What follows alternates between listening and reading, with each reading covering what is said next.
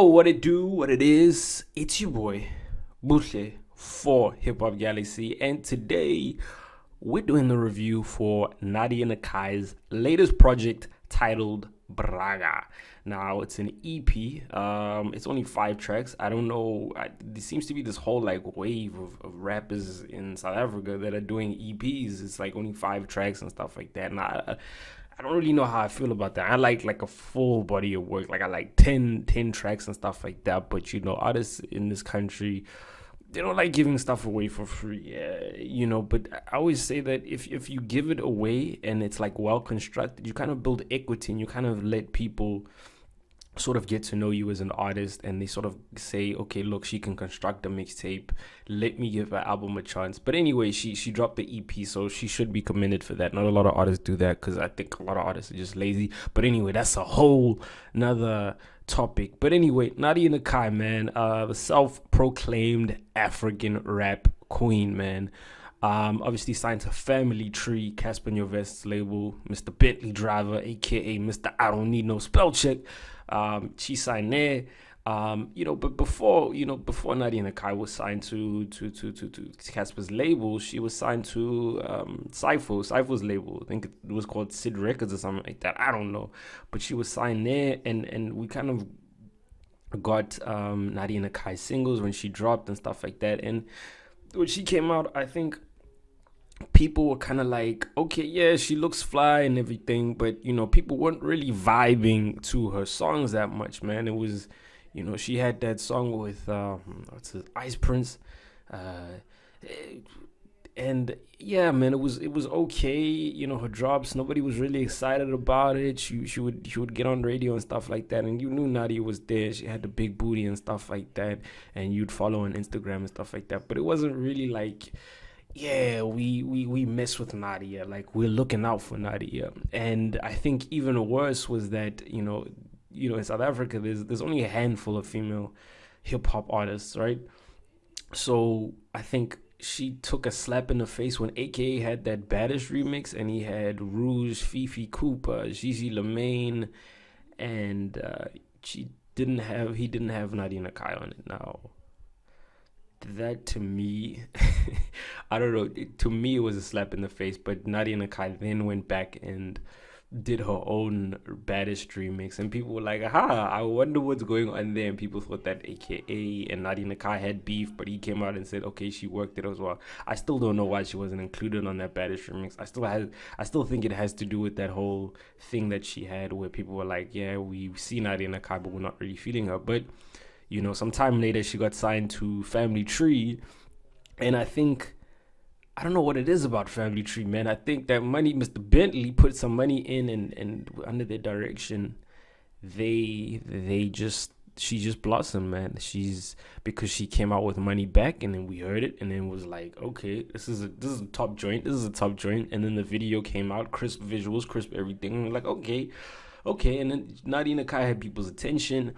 And then obviously Bragga came out, Nadia Nakai handled her bit, and people are now like, okay, Nadia Nakai is growing into her own and whatever. And then the DJ Switch Now or Never remix came out, the female version, and again, she wasn't picked for that. And obviously on Slicker, Slicker asked her like, yo, how did it feel? And she was like, no, I was working on my own project and I didn't want to focus on anyone else's project that wasn't mine. And she was just like, I just feel like at the moment that it's not the right time for me to work with anyone who's on the remix. So that's a difference. On AKA's one, it was kind of like that was the remix she needed to be on, and I think at that time she needed the remix. But I think now she doesn't really need a remix to pop off. I think she's bigger than that. I mean, she was bigger than I'll say than the record, and the people that were on that record. So yeah, man. But I like what she's been doing on Family Tree. It's dope, man. And I'll be honest, man. When she announced this EP, I was like a bit skeptical, because I was like, can Nadia come out with the project? Can she grip my attention or people's attention for that long and it'd be dope? So man, let's get straight into it, man. First thing I will say about this project, man, she went full bad bitch on this project, man. She was playing no games, man. Like it was, it was like Nadia Nakai is kind of like she owned that title of African rap queen. When she said it, I didn't really believe it, but I feel like on this she flexed. And no way is that more evident than the first track. I think the first track is called The Man. Yeah, it's The Man featuring Casper Nyovest.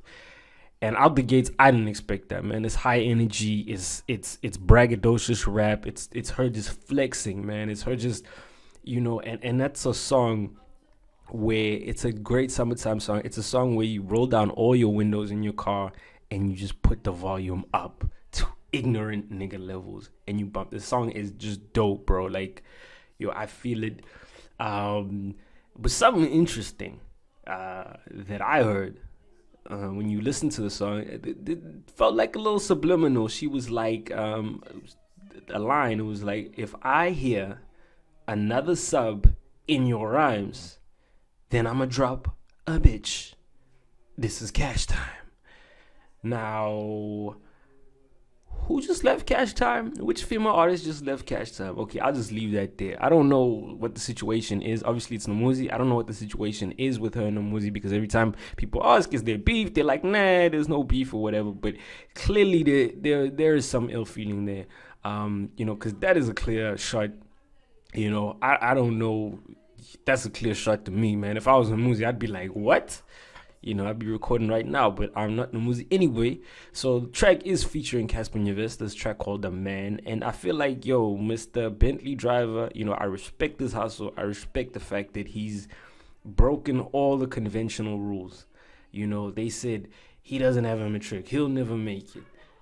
He made the money. They said, he doesn't have he's not signed to a major. He'll never make it. He's made it. So every sort of obstacle that they say, they put in his path and they say that, he won't make it because of this. He trumps. But now, I feel like because he's made it, I don't know if it's a funny situation. I don't know if Casper has fallen off or people are now just paying more attention to the stuff that he puts out and analyzing it a lot more because he's now Mr. Moneybags and people are like, okay, you've got all this money, but why do you deserve it? And people are now listening to the lyrics. But I don't know. Maybe it's a mixture of the two. Maybe it's one or the other. But when he got on this track, I think that was a low point of the track. No disrespect, no shade, no anything. But he just thought he got on and it was like he was rapping to another beat. It's crazy. And then he just started going like really fast. It was like, this is like Busta Rhymes, but he's not on the beat and I can't hear what he's saying. And I don't know, man. I don't know if this is like the downturn for Casper because he's had a pretty high, 2015. He filled out the dome. Obviously, he's working on filling out the stadium now. I don't know, man. I don't know. Casper needs to actually, I don't know, just reinvent, man, or just hire some ghostwriters, man. Like, you got a Bentley, like, hire ghostwriters and just get it taken care of because, I don't know, man. With bars like that, I don't know. But I do respect the man and what he's done and stuff like that. But anyway, moving to the next track, man, she had, what is it called? 100 or 100, featuring Tejo. Like, I like this song. I dig this song, man. This is like mood music. This is like, house party, chill session, with some bad, let me do the Jamaican thing since it's called Bragga, with some bad things, bad things, party boy, bad things and just vibe out, you know what I'm saying, and just like pour some Henny, and just vibe out. That's kind of like the feeling that I got from the single.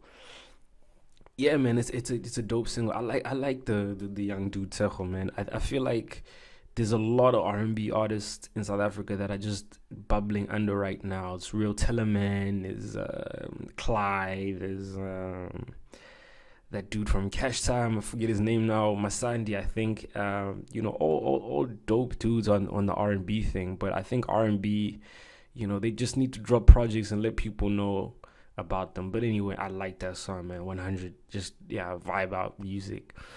And then the next song was Don Dada. Now this is where I feel like the EP starts to decline a little bit.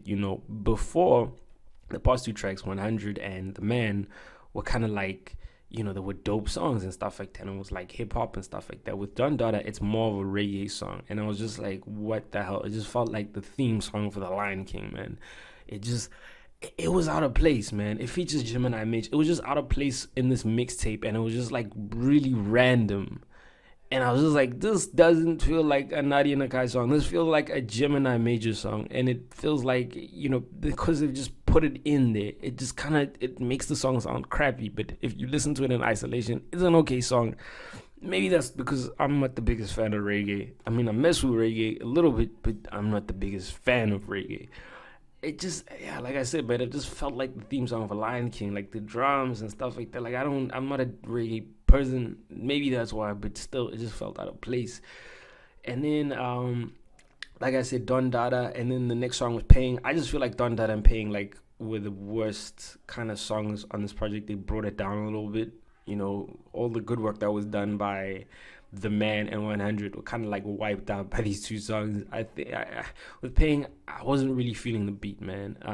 I wasn't really feeling the concept of the song. It was just like her flexing, and it just felt like a weak flex. She was like, I'm only here because they paying. And it's like, okay.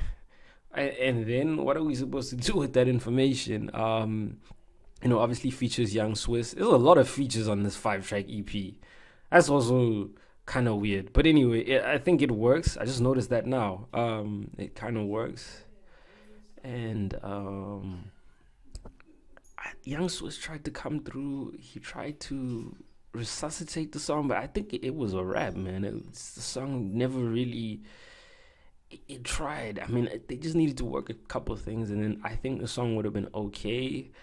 But yeah, I wasn't feeling the song. So it's kind of two good tracks, two not so good tracks, and then last song, fifth song, Don't Cut It. I like the song. I feel like she was taking shots at people. Obviously, I don't know who she's taking shots at. It felt like Nomuzi. It felt like there was shots being taken, but obviously you don't know.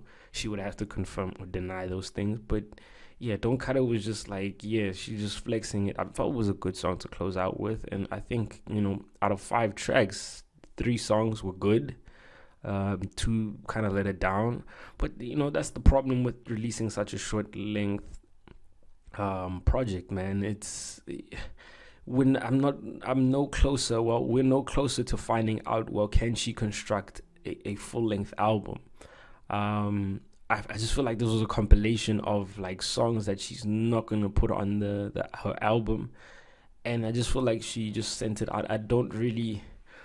There's no really like flow to this, I know it is like an EP, I know, but if it was like a 10-track mixtape, I could then say, okay, cool, this is kind of where she's heading into, this is kind of the story she's trying to tell. But yeah, man, I just feel like this was just to feed the fans and kind of keep them held over, and just it's a good foundation. I think the next thing we should hear from her is kind of more work and more like a logical flow. But what would I give it? Out of 10, what would I give this project, man? And look, 3 dope songs.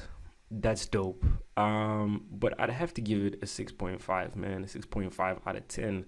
Just simply because I feel like it's too short, and I feel like because of that, those 2 songs kind of ruined the project. Maybe if there was kind of fillers in there and they kind of just, there was a story, I'd probably give it like a 7 or an 8, but it's a really solid showing, man. It's really something that you should really try and buy off the iTunes or give a listen on the HipHop Galaxy website. But yeah, man, I think Nadia Nakai is like slowly building, and she's just gonna become like that African rap queen that she says she is.